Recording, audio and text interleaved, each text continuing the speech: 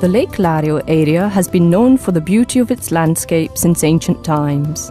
The deep blue waters of the Lario, the imposing mountains which slope down into it, forming a continuous line of inlets and promontories, the mildness of the climate, the clusters of narrow houses around slender bell towers, the alleys that wind down to silent docks, the magnificent villas surrounded by age-old parks, the cypress trees grouped around little isolated churches, the olive-growing terraced fields. These are the typical features of the Como province landscape.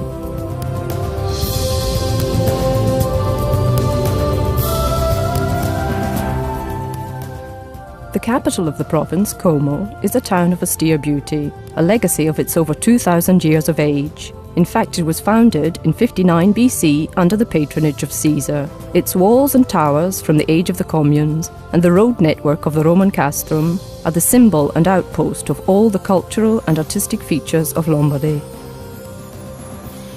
On one side, it is overlooked by the Baradello Hill, on which stands the tower of the same name, built in 1156 by Barbarossa, who at that time was interested in the fortification of Como, his faithful ally in the battle against Milan.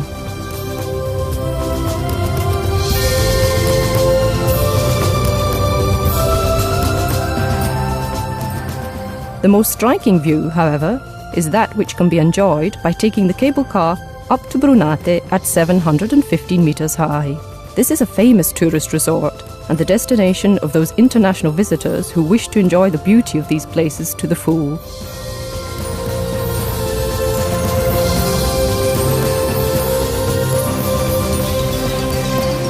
At the end of the lakeside promenade rises the monument to the European resistance in memory of the victims of the Second World War. Further ahead, in the greenest and quietest area of the town fabric, and mirrored in the lake, is the Voltian Temple, erected in 1927 on the occasion of the first centenary of the death of Alessandro Volta. Following the shoreline, we come to the War Memorial to Como's First World War victims. This is the work of Terragni and is built from heavy blocks of Carso stone in memory of the places where the fighting took place. The lakeside walk continues towards Villa Olmo. This large villa takes its name from an old elm tree, which, according to legend, has existed since the times of Pliny the Elder. Today, the villa, which is surrounded by a large public park, belongs to the local council and is often used to host exhibitions, congresses and meetings.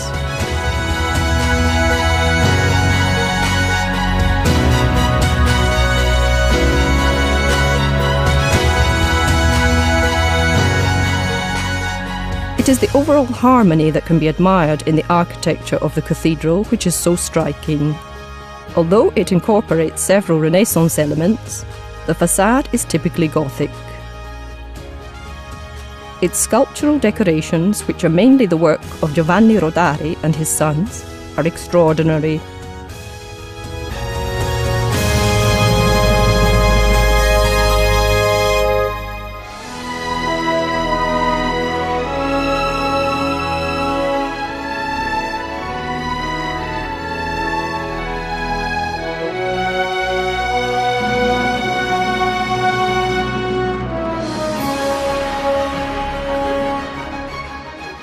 Next to the cathedral is the Broletto, built at the beginning of the 13th century by the governor Bonando da Codazzo.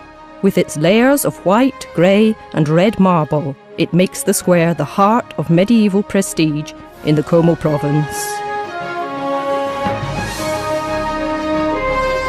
The Sant Fadele Square also retains a medieval flavour. It is one of the most atmospheric and best preserved architectural environments. And up until the 19th century, it was the marketplace and commercial centre of the town.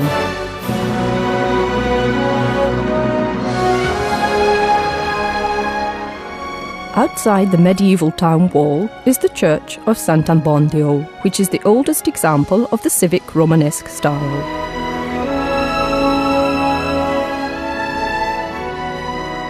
Back in the historical town centre, a visit to the civic museums housed in the Giovio and Olginati buildings is a must. These are the Paolo Giovio Archaeological Civic Museum and the Giuseppe Garibaldi Renaissance Museum.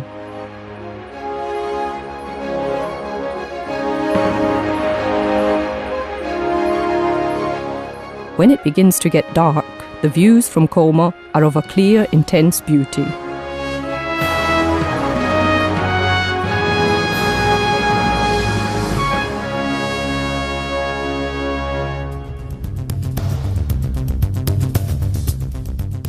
Lake Como, or Lario, which was formed during the Quaternary in the gully hollowed out by the Ada Glacier, has the shape of an upturned Y, with a main branch, which forks into two at the level of Bellagio Point, forming the Como branch to the southwest and the Lecco branch to the southeast.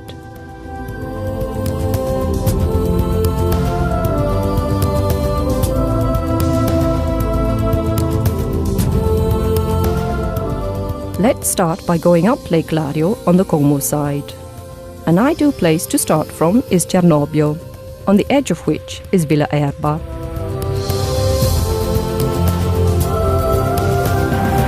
Thanks to the construction of extensive pavilions and a modern congress centre, this extensive complex, which is surrounded by a magnificent park, has been relaunched as a major civic centre for trade fairs and exhibitions.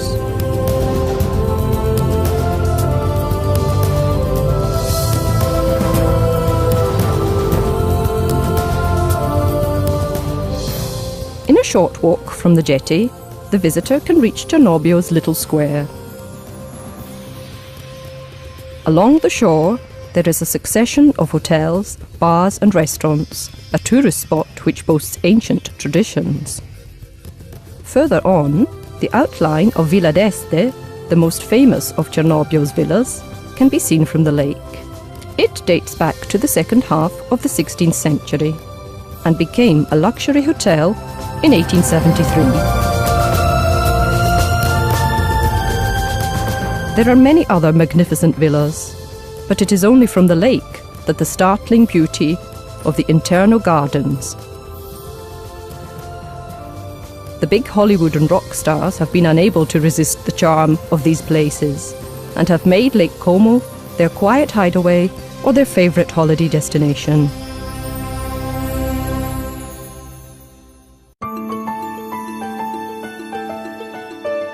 The only island in Lake Lario is Comacina Island. This stretch of the lake, which has the loveliest landscape, continues towards Lenno, after passing the ancient village of Roman origin known as Osuccio. Near this village is the sanctuary of the Madonna del Soccorso.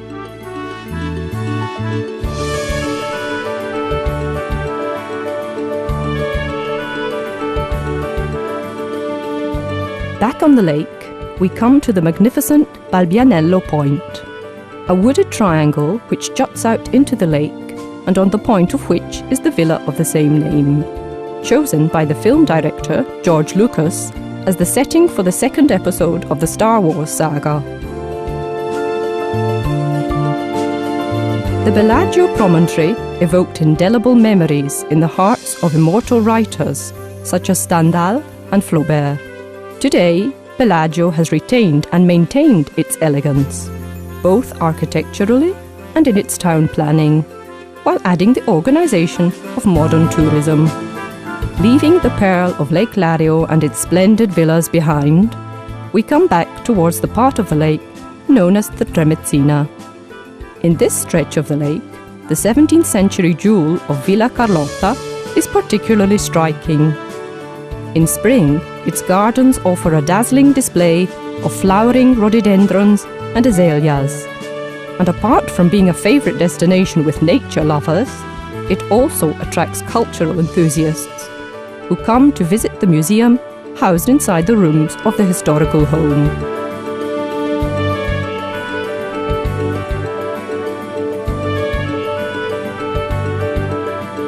The place at the widest point of the lake is Cadenabia.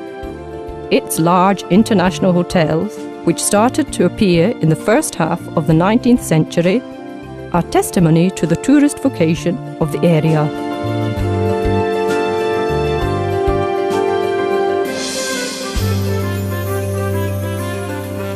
Menaggio is an ancient market centre whose fortunes and development have been due to its crucial position at the mouth of the valley of the same name, which connects Lake Lario to the river Ceresio.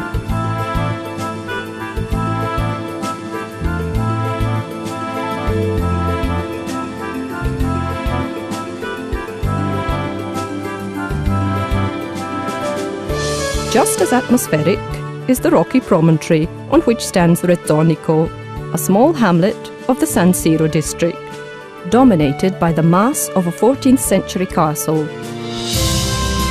Continuing northwards, we come to other tourist and cultural centres, such as Dongo and Gravedona.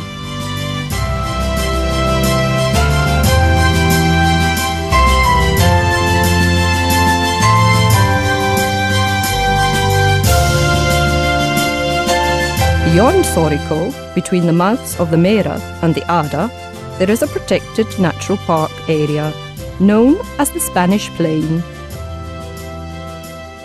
The short valley which goes from Menaggio to Porlezza climbs steeply in the first part of the ascent from the Lario shore, but then flattens out towards the river Ceresio.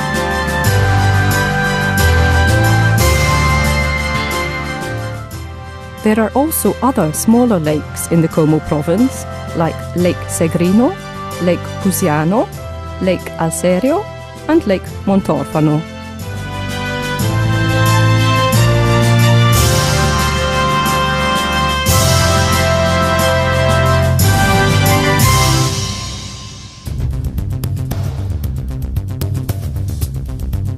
An equally attractive itinerary is that which ideally takes us from Erba, up the Vallasina, and then down towards Bellagio by way of Monte San Primo, which is the panoramic viewpoint that overlooks Bellagio and the two branches of the lake which join together.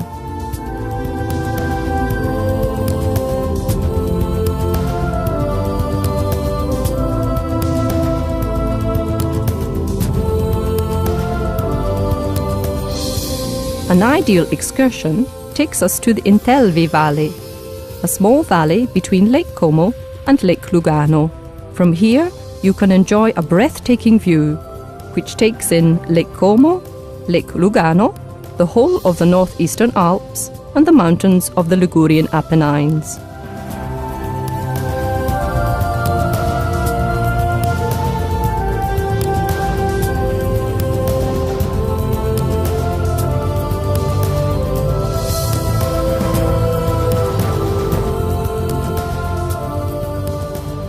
Our journey across the 1,000 reflections of the lake and the province of Como comes to an end on the shores of the enchanting Lake Piano.